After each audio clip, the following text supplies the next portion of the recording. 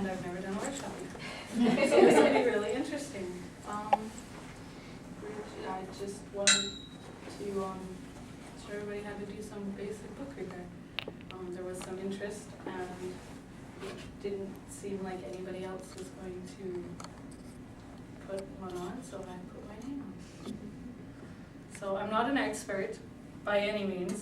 I did book repair at my previous job, which was at McEwen University in Edmonton. And we repaired all sorts of stuff, from CD cases to DVD cases to books to boxes with kits, anything really that we had. We repaired. I even got to spearhead the project to purchase a disc repair machine, because we had a large CD collection that was constantly getting trashed by the students. So I repaired a lot of stuff, and it was really fun, and I enjoyed it, and I've had interest from other people since. So I figured I would try and teach people a little bit, and so here we go. Okay, so I figured that I would go through some tips to just basically stuff to think about before starting a repair. And everybody got this fancy little sheet, and yours has a supply list on the back. So the first thing to think about when you want to repair books is why do you have the books? What is the purpose of the collection? Is it a circulating collection? In which case the goal of repairing the books is to keep them in circulation for as long as possible. If it is a,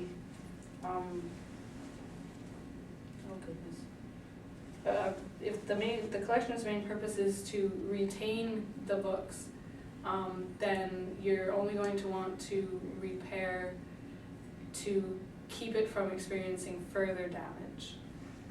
For example, in the archives, if there's a page loose or whatnot, you just kind of tuck it back in and put it in a box so that it doesn't get any worse, because it's the value of the item as it is more important than the value as a circulating item.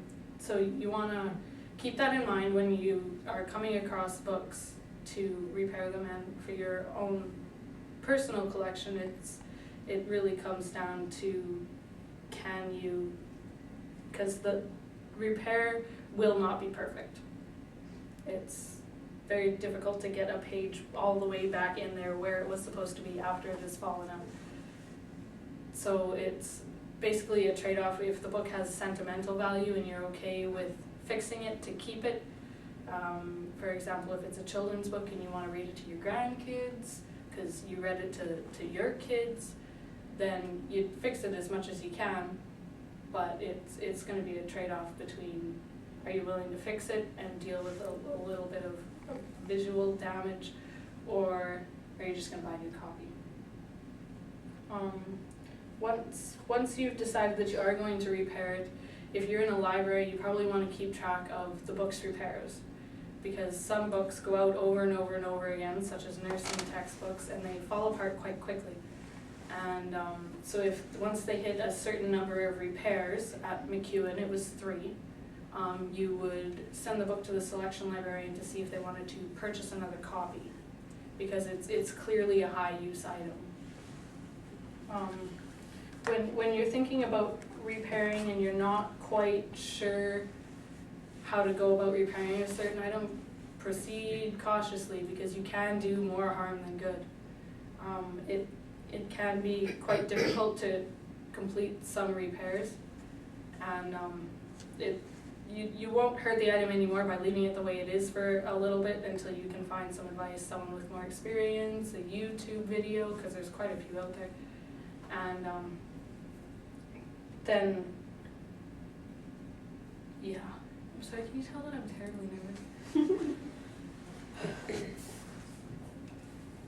Once a book has reached the end of its life, consider keeping it as a weight, if it's a larger book, or as a guinea pig. if it's any sized book really, because a guinea pig book that you don't really care about, such as this one that I picked up at Valley Village over the weekend for the purposes of destroying for this workshop, you can destroy it because it's a guinea pig. It's been discarded, or you weeded it from your personal collection or whatnot, and it's really great to take it apart and you can create damage and then try and repair it before you go on to repair a book that has a little bit more value. When you are weighting books, try and make sure that the weight is bigger than the book, because the weight needs to be distributed evenly. If you find that your weight, such as mine right there, it is a brick that was broken in half and I wrapped it in paper. If you find that your weight is bigger than the book, what you can do is grab a chunk of wood. I should have done this earlier.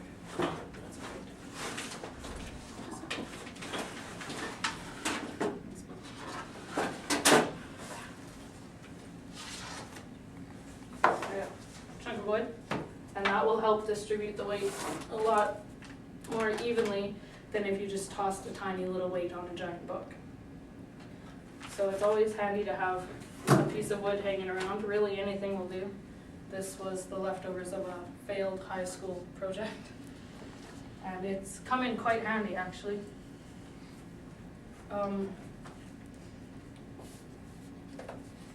Ordering supplies can be tricky if you're not keeping track of what you've ordered in the past and what you've got currently in your supply cabinet. One of the best ways that I've found is to keep track of the item's catalog number from the supplier when you bring it in and open it. One of the things that I've done is I order from Brodart, and everything comes in these fancy little bags with the item's catalog number written on it. So when I take the bag off, I take a Sharpie and I write it on the inside of the roll. And then as soon as it starts getting low, all I have to do is pick up and look at the inside of the roll, and I can order the exact same thing. You can write it on jars of glue, anything that you think will be used up and will need to be reordered. It's a really simple way of just keeping track of what you've used and what's worked well for you in the past. Another thing that you can do is write it on the repair list or on the supplies list. And then you'll know that, you know, for single stitch tape or 4-way hinge tape, depending on who you're asking, because everything has at least 3 names in the library, you'll know that that's the kind that's worked best for you in the past, because Brodart has about 8 different names for each kind of tape, and they sell them all under different catalog numbers. But they're good folks at Brodart. Brodart also has put out a handy little guide to book care and repair that you can order off of their website for free. If you order a catalog, they send you the catalog, and it's like window shopping for me. I love flipping through the Brodart catalog, and it's a really handy little book.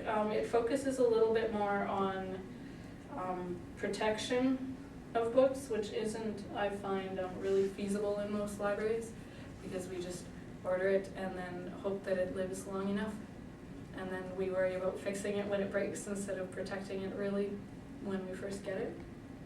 And one of the things that I like about this is it has a really good guide of anatomy of a book, and it goes through and it will tell you that the super is the little fabric that holds the signatures to the end boards. And that can be quite handy when you are repairing and talking to other people about repairs. And the best lighting that you can get for repairing books is natural lighting, because you're going to see things how they are. You're going to see little discolorations that you wouldn't see under normal fluorescent lighting, and you'll get a better idea of the real extent of the damage. It's also good because if you can see, then you can tell what kind of shape your glue is in for books that have fallen apart, such as this one, which has pretty much completely fallen apart.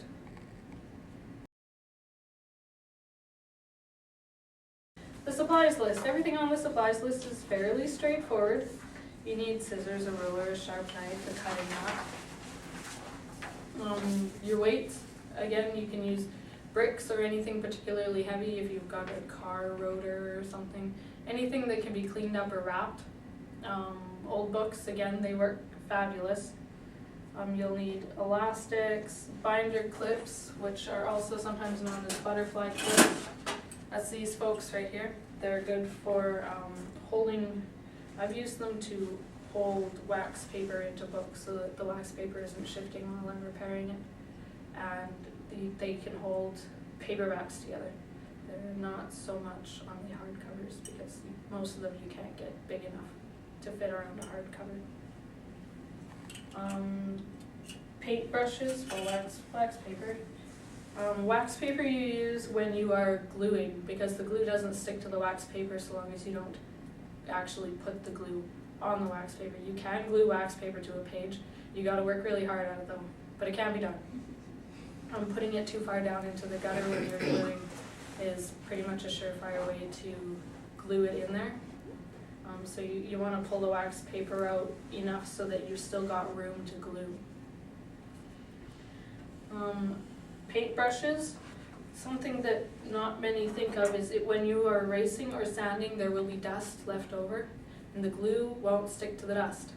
So you want to get all the dust off. You need grab any normal or larger sized paintbrush that is softer and will pick up the dust and get it out of your way. Also good for catching eraser crumbs and getting them out of the way as well.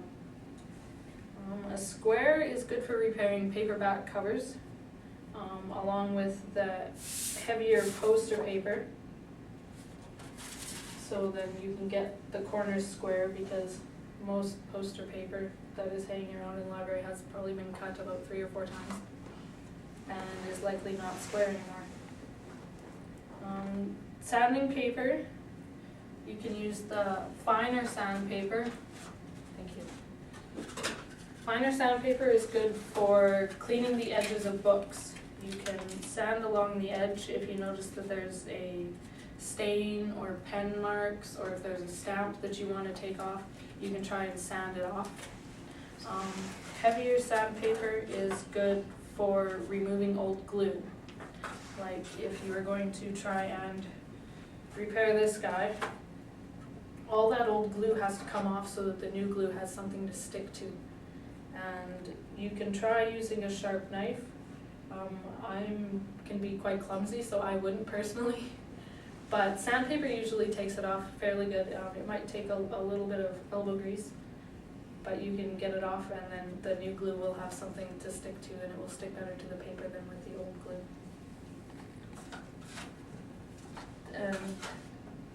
Glue. The funny thing about glue, when you order from Brodart, you can't order it in the winter because if it freezes, that'll wreck it. So this is one of the things, one of the first things I was taught actually when I started doing repairs. If you're going to order glue, order it in the summer so that it's not shipped and freezing. There's a bunch of different tapes for book repair. There's cloth tape, which is excellent for repairing hardcovers.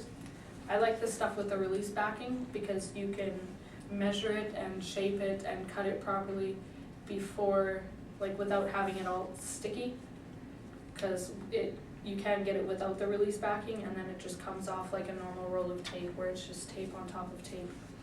And I find that quite irritating because I like to size everything up and make sure that it's all going to fit first. There is book tape, which is quite thick. I'll just take this out here. And Brodart, in all of their wisdom, is again selling book tape under 2 different names. There's a slightly lighter book tape and there's a heavier book tape. Of course, the heavier stuff is going to have more strength. It's going to last a little bit longer, and it will probably be better for most things. The lighter tape is good for, I guess, smaller items, such as I could imagine using the lighter tape if you are taping along the front edge of a cover, as opposed to, I would definitely use the heavier tape along the spine, because the spine's going to get a good bit of wear and tear. But these are usually the two most damaged parts of the book, is the front of the cover and the spine. For example, this guy, which was a textbook from the 60s, or one of the required readings for English. I think everybody has read this for English class. And you can see the cover is quite damaged, so the thick, heavy tape would be really good along the edge. There is two-way hinge tape, which is good for reinforcing hinges. When your hinge has not completely broken down and the super is still intact, and ideally some of the paper is still intact, this tape is perfect for that. It's got, the backing comes off in two different pieces so that you can line it up one edge at a time, and it works really good. When I use the four-way hinge tape, which is this stuff, it's also known as stitched hinge tape, because it is stitched and it will basically rebuild the hinge, is what it does. So I've got a cut piece here. So it's two pieces of tape with the sticky side out facing together. And so you remove the backing and it rebuilds the hinge when your hinge has completely broken down. The Jlar tape, which we've got a little bit here, this stuff is really, really light. I personally wouldn't use it for repairs per se. I would use it more for taping over barcodes and labels, because it's incredibly thin and there's really not much to it. It's definitely not the strongest of tapes. And then we have the paper repair tape, which is known as Filmoplast P or Filmoplast P90. The P90 stuff is quite opaque, whereas the Filmoplast P, once it's burnished, can be very transparent actually. So I definitely recommend Filmoplast P, but here all they have is the P90.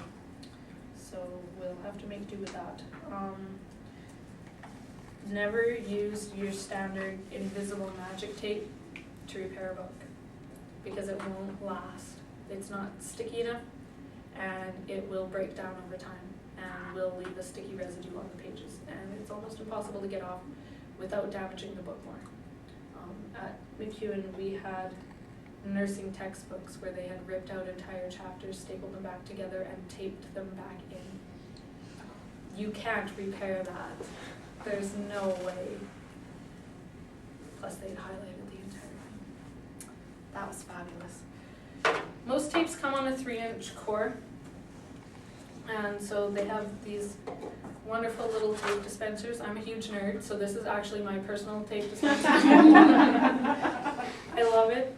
This was a treat when I bought this. And so you can fit multiple different rolls of tape on these guys. Just make sure I'm putting it on the proper way here. And the cord just slides in and clicks. And that's that. This is a really awesome tape dispenser, and what it's used for is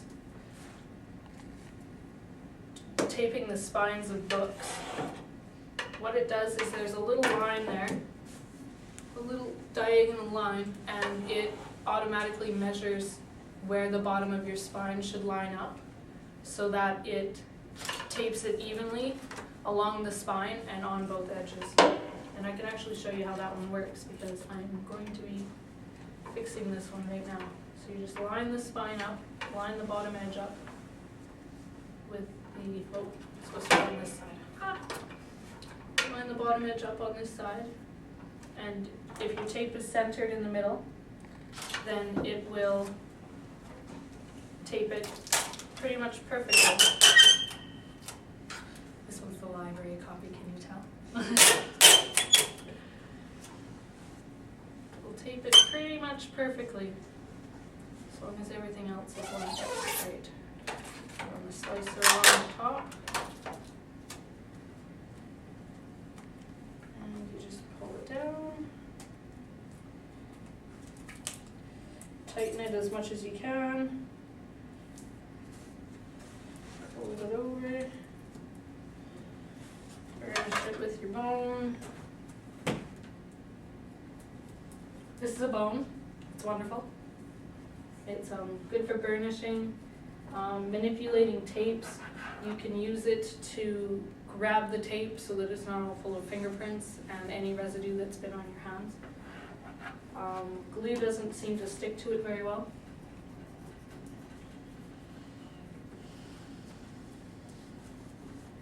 And that's pretty much the simplest spine repair that there is. You can do it without this. All you have to do is just take off your piece of tape. I usually leave it just a couple millimeters shorter on either edge and just line it up manually by hand and then press it down and burnish it. The only other kind of tape, this is filament tape. It's got glass filaments in it, often used for packing boxes to be shipped through the mail. And what it's really good for in book repair is reattaching the covers of damaged magazines and booklets. All you have to do is run a piece of filament tape along the outside of the center. So this guy's not destroyed, but we can pretend. If you take the staples out, if your covers come off, all you have to do is take the staples out, run a piece of filament tape down the outside edge of the spine. I like to, if the inside's looking really bad, then I will run a piece of filament tape up the inside too. Line it all up and staple it with a long arm stapler.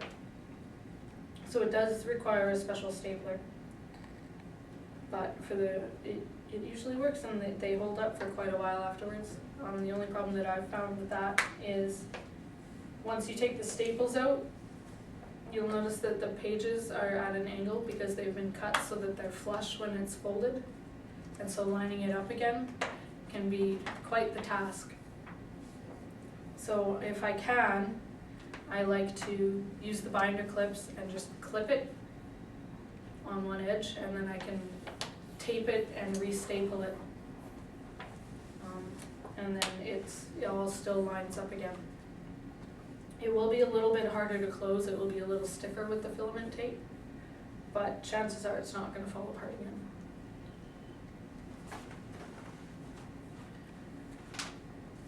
Okay, this guy's listed under optional supplies, along with the long reach stapler.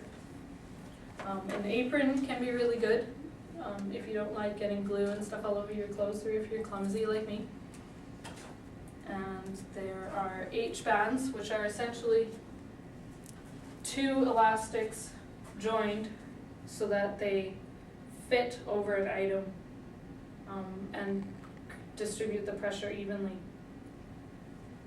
They work pretty good. I think this book might be too small. This book's way too small. They're handy. I don't like using them too much if it's a really heavy glue job, because I like a little bit more pressure. I'll use the weights if it's a book that's been repaired with glue. But if you've not got a weight handy, then it's better than nothing if they're the right size, because this one's way too big for this book. But if they're the right size, then they work better than nothing.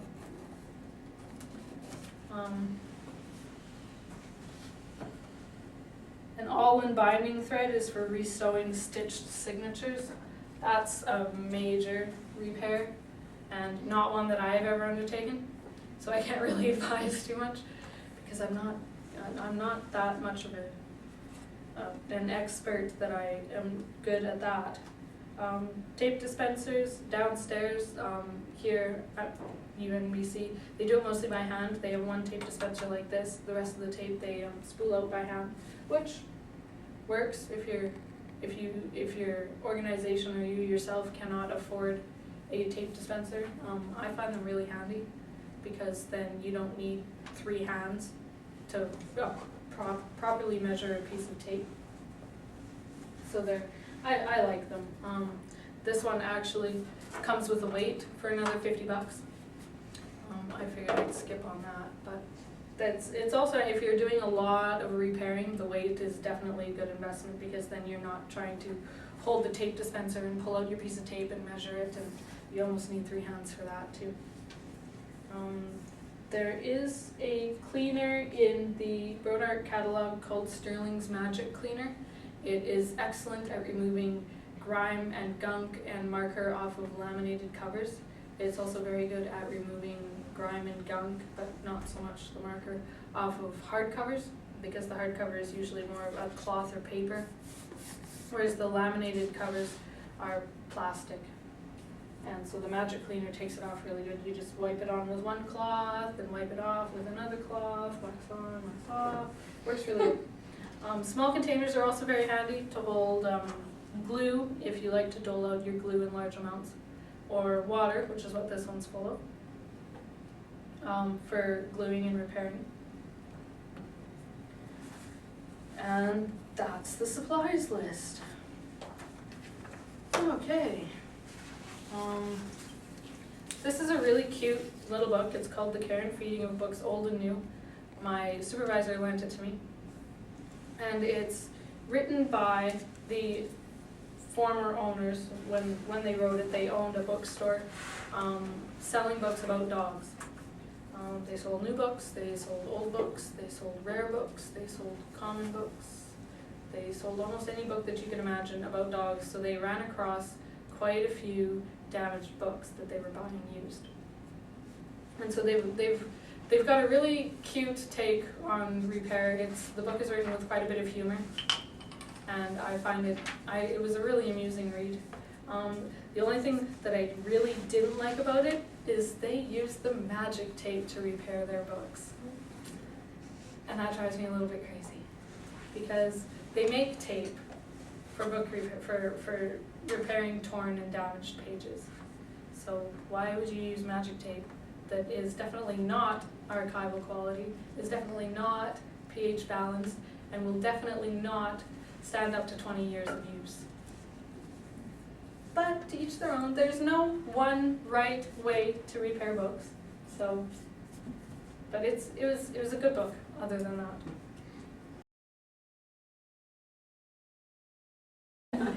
Okay, so now we've torn a page. Often happens when books are tossed around in backpacks or spend lots of time with dogs. And so all you really need to do is line it back up as best you can. See the damage. You know the damage. Okay. He's taking pictures for the BCLA browser. Thank you. This is my lovely husband, Jordan. He's my assistant. Lovely assistant. Lovely assistant. Okay, so you just tear off a piece of tape, about usually just a little bit longer than the rip itself. Here we go. Toss it over top of the rip. Yeah, see, this stuff isn't very transparent at all. And burnish well. Yeah, because see, look at how untransparent that is. That's very opaque. I don't like the Filmoplast P, and it's not getting any more transparent with burnishing. That's unfortunate.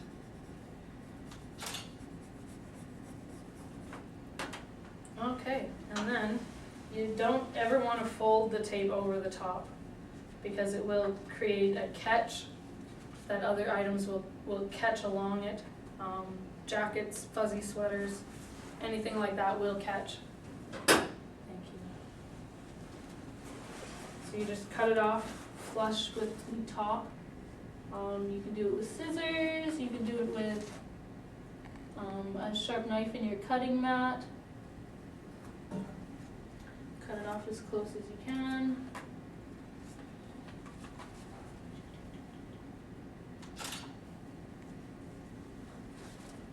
And there we go, we've repaired a page. If you feel that the damage is particularly bad, that's right. This one repaired pretty much perfectly. You can't even see it on this side. You can't even tell that there was ever a rip. But on this side, the tape is not very transparent at all. And I've now completely removed this part of the point. Oopsies. Yeah, that's okay. Again, it's just the catalog, so it's okay. It's an old book. It's my own book, so it's okay, I don't mind. So yeah, if there's a hole where you can feel the tackiness of the tape through, just cut another little piece and pop it over top, burnish it. You want to, generally speaking, you want to place the tape on the side where it will be the least intrusive. If there's a picture on one side and text on the other, I would put it over the text, because it will still be easier to see the text, whereas you might lose some of the detail in the picture. If it's a map that you're trying to repair, if there's nothing on the verso, the underside of the map, then tape that side. If there is something, try and, if there's one side where, say, the tear is out in the middle of nowhere and then on the other side is right next to the town, you want to repair on the side where it's going to be the least intrusive, so it will be on the side where it's out in the middle of a cornfield or something. Loose pages. I'll do this one. This one's going to be a little bit more interesting because the hinges on this one are toast as well. So this is going to glue right through.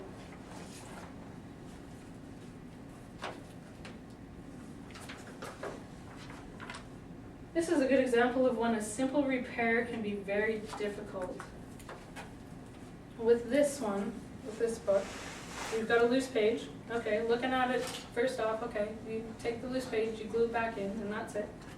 But when you look a little closer, the hinge on this one is, the paper is completely gone, it's down to the super. So this signature is loose. And gluing this, if you use too much glue, any amount of glue is pretty much guaranteed it's going to come through this hole behind the signature, and it will leak through and glue these pages shut. If you use way too much glue, it is going to leak down through the back of the super and glue the spine to the back of the signatures. So in that case, what you need to do is fold a piece of wax paper and thread the wax paper all the way down the spine so that it will stop the glue. If the glue does get in there, it will stop it from contacting both the back of the signatures and the back of the spine at the same time. Elsewise, for this one, it would be, if the signature wasn't this bad, or if the super wasn't showing, and it was just the signature, you could just put wax paper along this side, flip it over, put wax paper on either side of the page you've got it edge in, and then just glue it. But because that one is so bad, that's going to be 2 or 3 repairs just to get that page in. So we'll go back to the page that I just accidentally ripped out, and we'll cheat. This one, the spine is still in moderately decent shape. It's not loose or falling apart or anything, just the edges are a little frayed. So the glue's got not very many places to go. So what we're going to do is have a piece of wax paper. If you're not going to be using a lot of glue, you can just put a dot of it on wax paper, and then that will avoid the need for bringing bringing out an entire little container of it. You want some good small brushes for gluing because it can be fairly intricate work.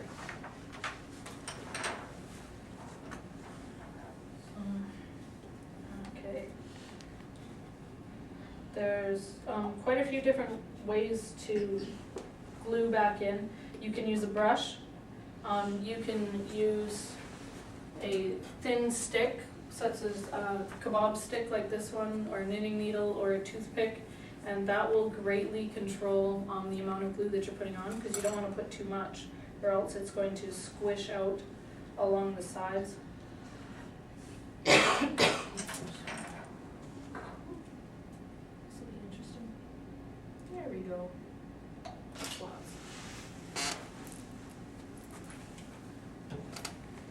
What kind of glue is that? This is, good question. This is Bind-Art adhesive. It is, I do believe it is pH neutral. It is flexible, so it won't get hard and unmalleable like normal white glue would. So it is designed specifically for the repair of book bindings, loose or torn pages, and for the binding of periodicals, which I've never used it for. You can order it from Brodart. Again, order in the summer, because it will freeze. Okay, so you want a piece of wax paper for either side of the pages that you were tipping in. If there was a hole down the center, which there's a few but not many, not enough for the glue to get through, you'd want to put a piece of wax paper down the middle as well to keep the glue from seeping through. And then it's just, you toss in a little bit of glue. You want to just glue right along the edge where you want the pages to meet. You don't want too much glue. This stuff's pretty thin, so it spreads really well. Just enough to keep the pages in, and not glue the entire book shut, which I have seen happen. Oh, and see this one, the top of the page is coming up a bit, so we're going to stick a piece of, there we go. Now any glue that does seep through won't go very far. Awesome. With this being a hinge, because these are the last pages in the book, you could also technically use hinge tape. They won't get as close in as they would with glue. Sometimes if you find that the edge is really ratty, you will want to trim it so that it will fit in better. That will also remove any of the older glue. Because most pages, when you try and glue them back in, they will stick out just a little bit from the rest of the text block. And which, again, gives the opportunity for them to catch, and they're more likely to sustain more damage if they are sticking out. So there we go. You line it up as best you can, toss the wax paper in there as well as you can, and you'll want to weight it overnight. And that's tipping in a page, or 2 pages in this case. And you'll always want to rinse your brushes right away, because once the glue dries, your brushes are toast. So I always keep water handy. Just a quick question. Of course.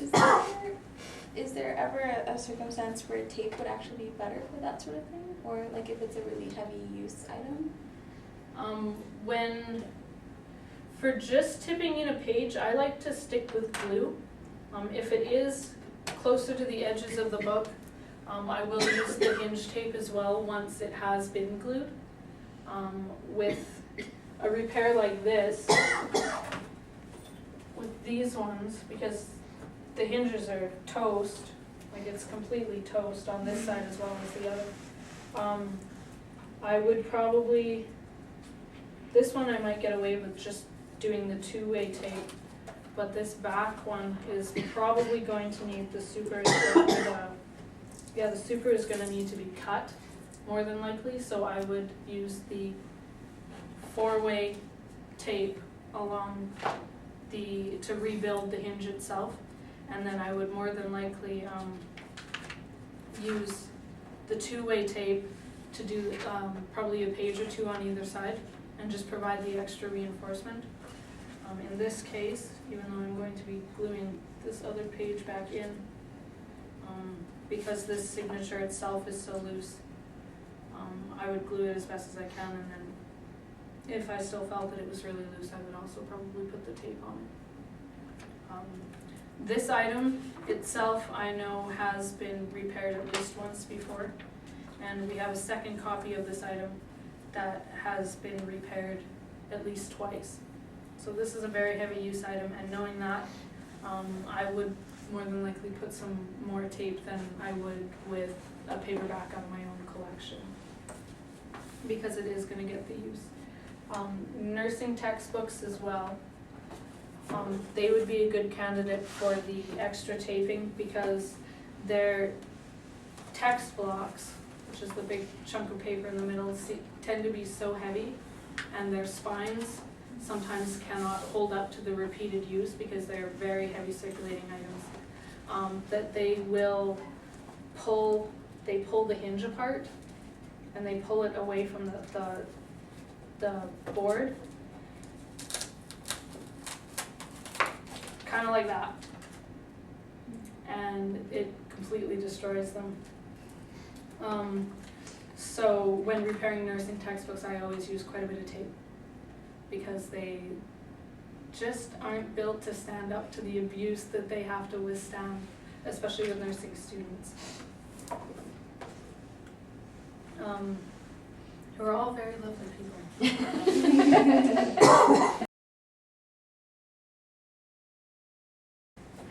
Here's another good example of an advanced repair.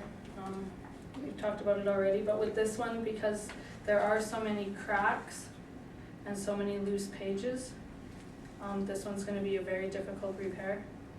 It will need to be between each of these cracks, after the glue is all sanded down, there will need to be wax paper in between each loose section and each loose page within the section, and it will have to be then try and glue it back together and fit everything in there so that it all lines up. It's going to be very difficult, so I definitely won't be doing this with you guys tonight. And there is a chance that this will need upwards of probably 20 or 30 pieces of wax paper to keep the glue from seeping between all of these cracks and loose pages. So this is a quite advanced repair. This becomes a spine repair, not just a loose page. And this is actually quite common along a lot of the older mass market bound books because the glue just has not held up with quite a few of them. Hinge reinforcement and replacement, which we were just talking about. So with this one, because the hinges, there's still some paper attached. The hinge is not completely destroyed. The super is still in moderately decent shape. So this one can probably get away with just using the two-way hinge tape. So what you want to do is measure it out. Again, I like to leave it a couple of millimeters short of the actual height of the book because it will end up hanging over, and it's notoriously hard to cut out of deep into the gutter of a hinge. And then you want to fold it with the outside surface in so that the sticky side is now facing out. And then the easiest way to get it deep into the gutter is to wrap it around a ruler so that you have something that will apply a nice even pressure. And then take off one side of the tape, and you want to line it up as best you can, as close in as you can get it, and as straight as you can get it. And then apply a nice even pressure, and burnish it, and then take the other piece of sticky off, or the backing, and line it up as best you can, and then fold it over. You want to try and keep the hinge nice and tight, because a loose hinge, it's just going to get damaged again, and you can only tape it so many times, really. So, and that's a good reinforcement. Again with this one, because it is a high use item and it's not in the best of shape. You can see this signature has come away a bit as well, it's quite loose. So I'll be applying another piece of hinge tape here to provide some extra reinforcement.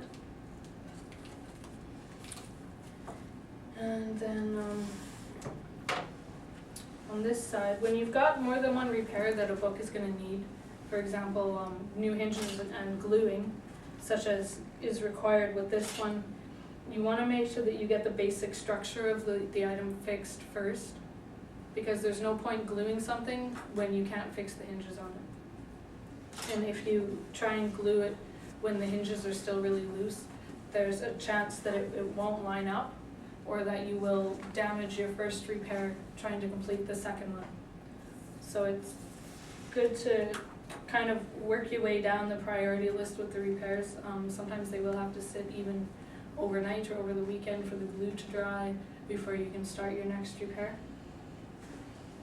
And with this one, because the super is showing, it's not too ratty, but it is starting to pull the back of the spine away from, or the front part of the spine away from the signatures. See that? Sure. And so what I'm going to do actually is I'm going to cut the super and rebuild the hinge using the 4-way tape. The tricky thing about cutting supers is when you've got to try and get all of the fabric out so that the tape has something good and stable to adhere to. And so that's when you need a really good pair of scissors. For the initial cut, I like to use a good sharp X-Acto knife, because it will be able to get really close and cut it without leaving it too ragged. So we get a picture of you cutting. Oh, yeah, of course. So I just cut the super as close as I can.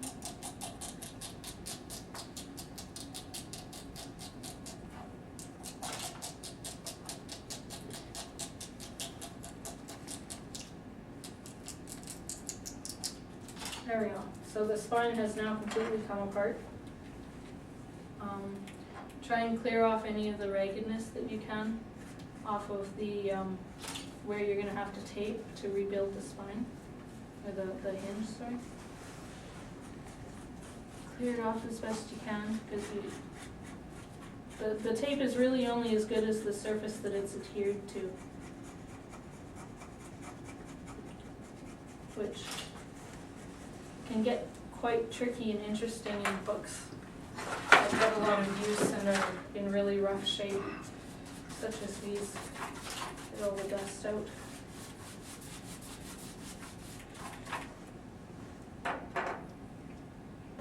Okay, so it's been completely unattached, disattached, and so the next step is going to be to try and trim this without pulling it away from the back of the signatures even more. And you don't wanna cut the headband or the tailband, this is the tailband, the little piece of fabric that is, it protects the bottom of the signatures against any damage that the spine might sustain. So you wanna just try and get all of the fabric out. And again, cutting as close as you can without damaging the rest of the book.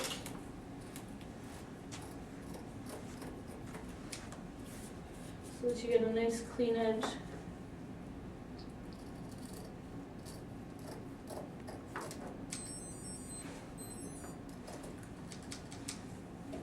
Okay.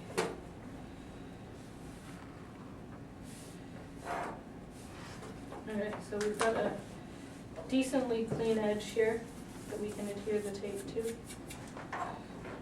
get some of this junk out of there. There we go. And then if you'll stand up nice like that. Same as the rest of my taping, I like to cut it just a little bit, probably about half a centimeter short of the edges, so that it's not catching.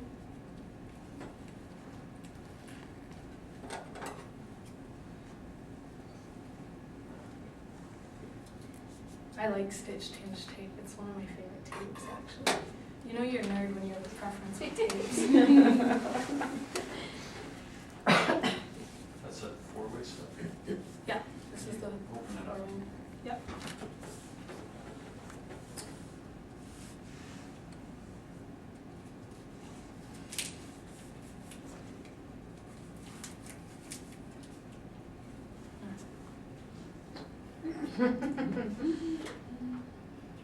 This is awesome. You're better with that camera than No, it's an auto. I am. That's okay. That's all I You use it betcha. for tomorrow. I don't even know what it's in. Okay, and then you just peel off one side of the backing at a time.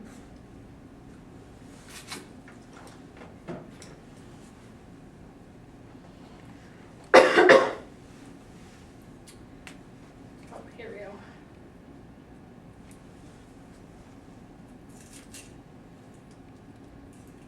The hardest part when using the four-way hinge tape is getting it adhered down the spine, because your second, the one side of the tape, the one side of the stitching is going to go here to recreate the one side of the hinge, and then the other side goes along the inside of the spine to typically the back board.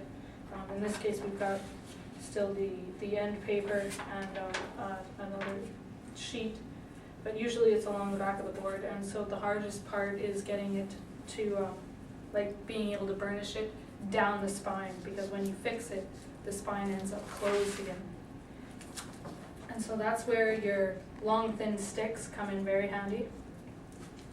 Kebab stick, knitting needle, both McEwen and here at UNBC have managed to find this funny little thin metal stick that works really good. It's not as sturdy as your average knitting needle though, so you've got to really work really hard and try and find a way to bend it at one end to try and put pressure all the way down.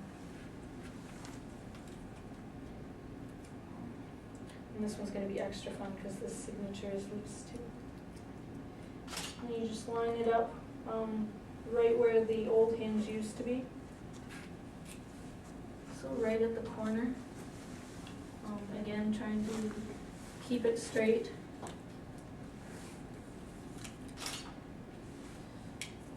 And nice and tight. And burnish well. I like to do the back of the signatures first, because I find that that's can be it's tougher to get it on this side than it is to get it on the back of the spine itself when the second half is completed.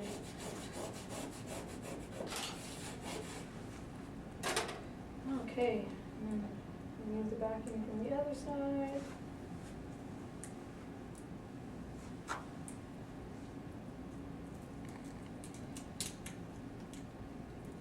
With the release backing for the cloth tape, they've got the little like tab over the end so you can get it. This stuff, they make you fight for it.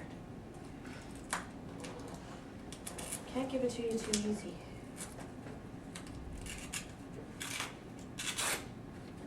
See? Goodness.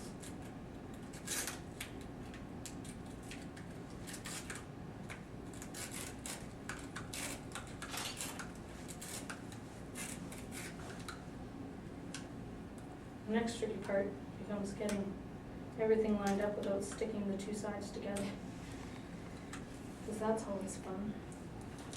You can't fix that. There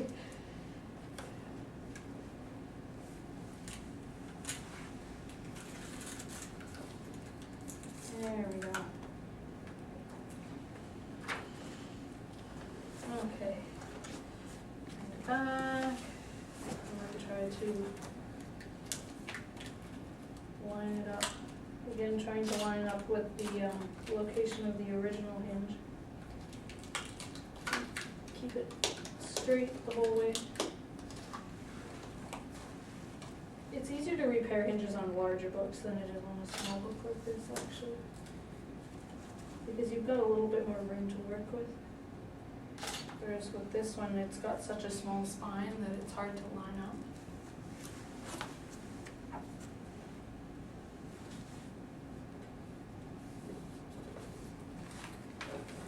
There we go. There's the funny little stick. I have no idea where they get these. I really don't, but they're handy. I think they might actually come with some of the tattle taping systems. When I had them, I used it to put tab tape down right where you're at, yeah. Yeah. So I think that's where they get them from. They being all of the lovely repair gurus that I've had the pleasure to learn from and work with in the past. Almost looks like a dipstick from a car. It totally does. My dad's a mechanic, so that's what I thought the first time too. I was like, wow, that's awesome. Okay. This one might even be a little bit sturdier. I'm gonna burnish it as best as you can. Working in such a small spot is difficult. But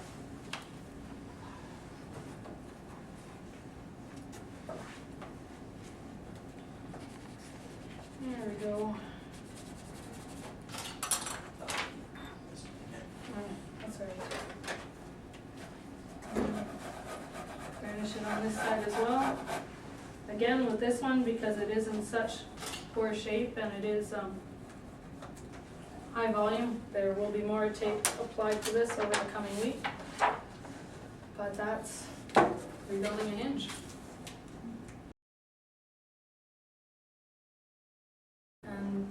And you can do the same for paperbacks. With paperbacks, though, you wouldn't use the 4-way tape, you just use the 2-way tape, because there is no stitched hinge that you have to replace. There's no super, so you would just get it in as deep as you can with the ruler and burnish it really well, and you can use it to put your covers back on. I like to use it after gluing, just because it is such a high stress area right along the cover. So this is what I find often in paperbacks too, is the very back page will be glued out farther than the next page in. Why do So- they do that? I have no idea. It's like they think that it's gonna help, but then because it's You didn't use wax tape? Yeah.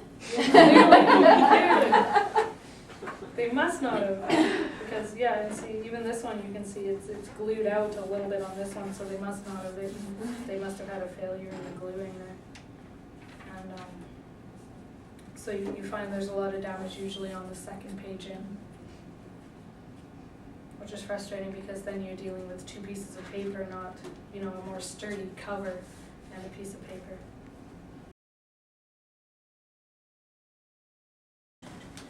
And for hardcovers, again, it's the cloth book tape. Very, very sturdy, very heavy duty. It can handle a lot. Comes in all sorts of different colors. So you can purchase a few different ones and find the color that best suits whatever you're repairing at the moment. Comes in different widths as well. This is 2" because it's a fairly good standard size. And the wings that I made up, the wing template that I made up for you guys, is built for 2" tape. So this fits perfectly, and it creates a little wing like that. The wings are used to reinforce the edges of the, I guess I should put the lid on my knife, eh? Reinforce the edges of the tops and the bottoms of the spines, and it's good for reinforcing this front corner of the hinge as well.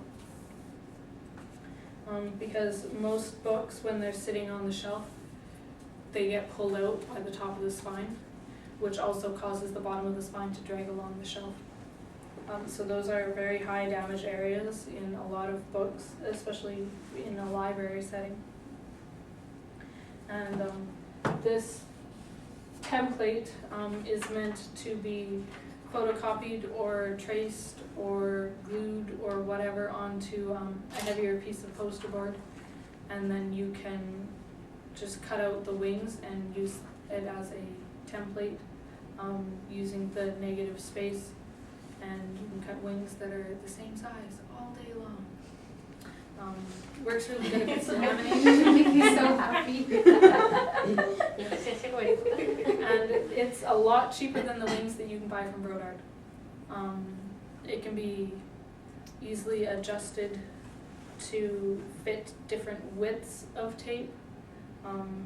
You can make this part wider. These I just drew up last night. So it's 2" from the top to the bottom corner, and so it fits a 2" piece of tape. And then just the length is just the length for to go across the top of the spine, to go across up here. And then I just came out another 2" to create the wings. And so with that in mind, you can easily create wings for any size of tape that you need and any length of spine that you need. Because the only difference between these is the length of the middle. The wing sizes themselves did not change, and they are still 2". And so with wings, they're good for trying to prevent the hinge damage like that, because it will provide a little bit more stability up at this top hinge.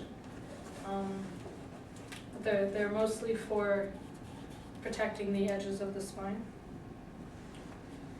So all you need to do, this is again where the cloth tape with the release backing comes in really handy, because you can make a bunch of them and just put them in a drawer, instead of having to try and cut these from tape without the backing, which I've never tried. Thank goodness we've always had release backing where I've worked, because that would be a headache and a half.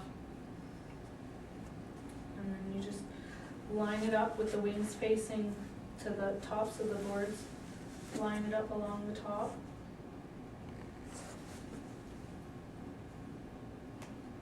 To reinforce. And you want to burnish it into the outer hinges as well, so that it's not, because if you just wrap it over, then it's going to create a pulling force between the spine and the board, which will do more harm than good. So you want to really burnish it into the hinges. When you're doing any hinge repair, requiring glue, or sometimes even with the tape when you feel that weighting it would be good. Using the kebab sticks or a knitting needle and placing that in the gutter of the spine there in the hinge, and then weighting it on top will put pressure and will really force the glue or the tape to adhere quite well.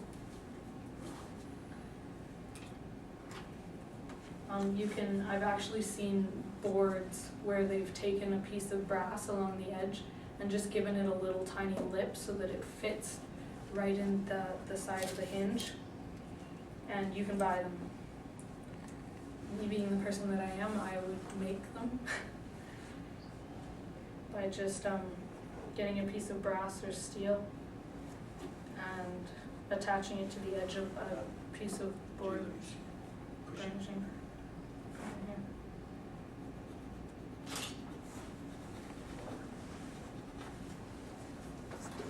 And just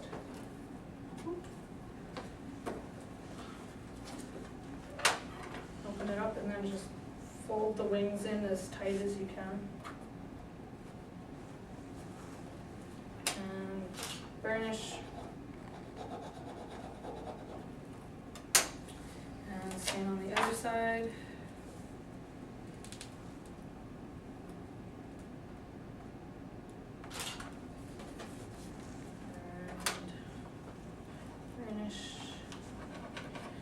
And that is reinforce the top edge of your spine. So it will be less likely to completely fall apart when it is pulled off the shelf and it is already in a fragile state. Basic cover, a common cover damage for hard covers is along the bottom edge where they've been slid along the shelf, and corners where they've been dropped and the corners get all smooshed in.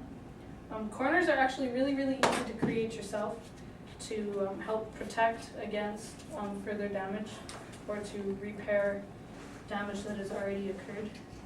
All you have to do is cut out, not your finger, a square of cloth tape.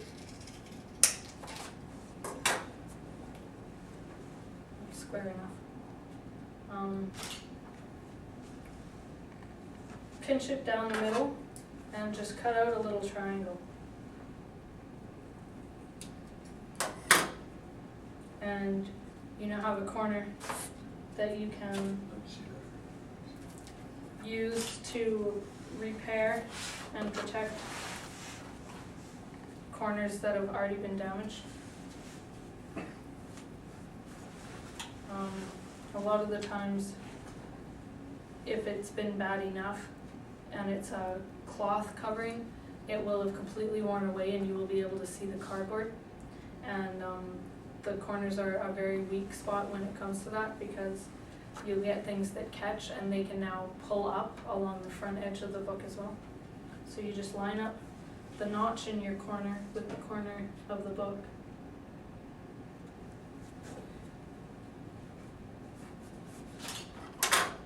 Always with the burnishing.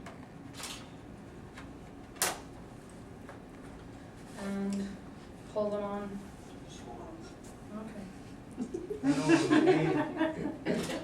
good. And pull it up as tight as you can. Pull it across. Oh, see, this one I cut a little bit crooked. If you've got extras hanging off like that, you want to cut it just like any other time you've got tape hanging out. Again, for the reason that it will catch.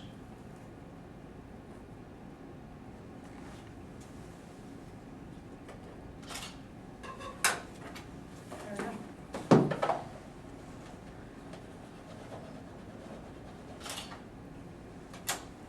And that's how you repair a corner. Again, it's a lot cheaper than buying the pre-made corners from Bird Art, and something that if you're running low and you're in circulation, it's 8 o'clock at night and there's not a lot happening, you can just cut some corners. It makes you look busy. I've never worked, sir. No. And with any of the repair or damage along the edges, you can just cut a piece of tape and fold it over, and that will reinforce along the bottom and try and prevent some further damage. With soft covers, this poor guy isn't quite glued yet, I'm sure. Out of the way. This is where a square comes in very handy, because you can rebuild corners just using the poster board, and they look quite well. You know, when possible, try to pick something that's close to your cover, because it's really obvious if they're not anywhere close at all. And in a circulating collection, it's nice if they look nice. This being old and probably fifth hand, I'm not too worried about it as it's coming out of my own collection. And so all you need to do is measure how big of a piece you need. You want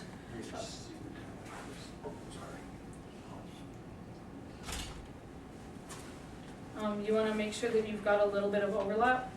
So for this one, if I do probably 2 by 2 inches square, that gives me a good bit of overlap. And so you want to make sure that the piece of poster board is actually square, because it's really hard to fit if they're not, and I've tried and it's not a lot of fun. Luckily for me, my cutting mat has the lines, the measurement lines on it, so I can tell already that this is fairly square. So we'll just measure out the piece that we need.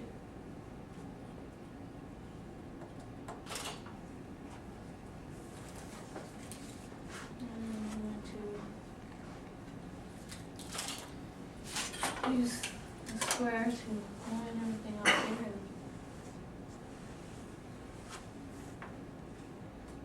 Make sure that it's all nice and square.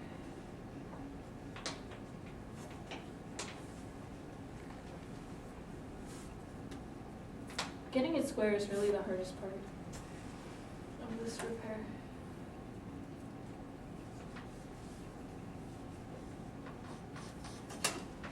There we go. So we've got the little piece that we're going to use to repair the corner.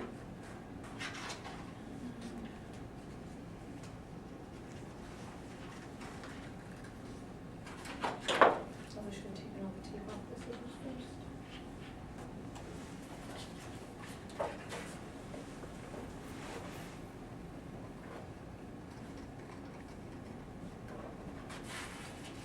first. Okay. We've got a nice clean square. And so you just want to line it up with your edge so that it replicates the missing part of the cover. And you can use glue to attach it, but you will still need to use tape as well, because you've got all of these frayed bits, and the glue isn't going to be able to keep those down so that they don't catch on anything else. So what I'm going to do, I'm just going to put a piece of wax paper behind it so that the tape doesn't get everywhere and start sticking on the rest of the book as well. Up.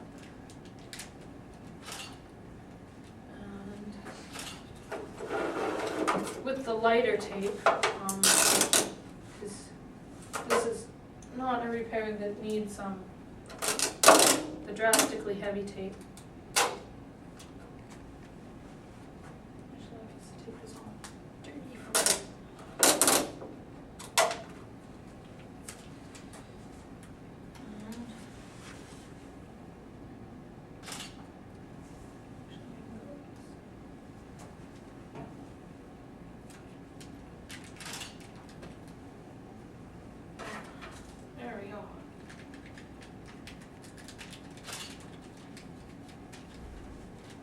This is one instance where you are going to more than likely need to wrap the tape around the edge. It's not ideal, but due to the nature of the repair, if you don't wrap the tape around the edge, there's still going to be this gap, and all that will be holding it on is just the tape on the front, which leaves it quite unstable. So you just want to push it over as tight as you can, so that there is not a lot of tape hanging off the edge for it to catch. I'm going to trim the tape off of this side because my tape placement is not quite perfect. And flip it open and repeat. Tape on the other side.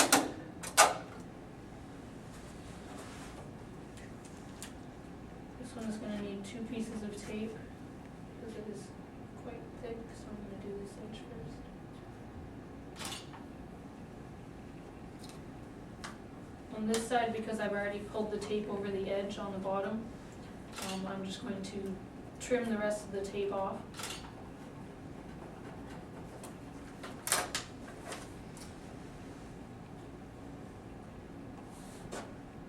And then the next piece of tape, I will wrap it and bring it back up to the front.